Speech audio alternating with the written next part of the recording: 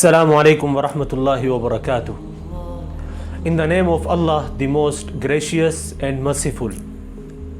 I praise Allah Almighty and send salutations and blessings upon the Holy Prophet Muhammad sallallahu alaihi wasallam, his households, his companions.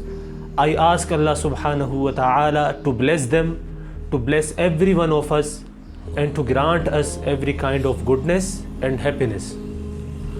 I sure you might have heard two words, Iman and Islam. The denotative meaning of Iman are affirmation and peace. Similarly, the meanings of Islam are peace and prosperity. From the point of view of Sharia, there is no real difference between Iman and Islam.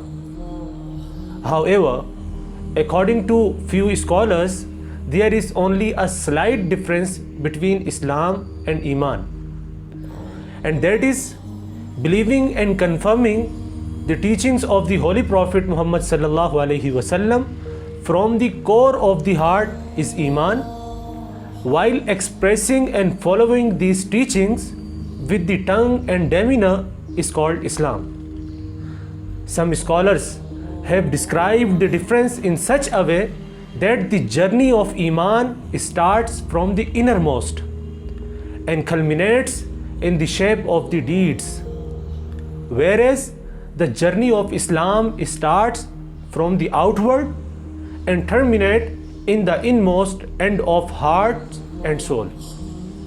Keeping this difference in mind, it can be said that a person who professes faith in appearance but does not have faith in his heart will not be called a believer, but he can be called a Muslim because of his dealings. And remember, this difference cannot be considered as principle to be applied in all situations and on all entities, because in the Quran itself the word Muslim is used for some of the prophets and for the Muslim Ummah as well.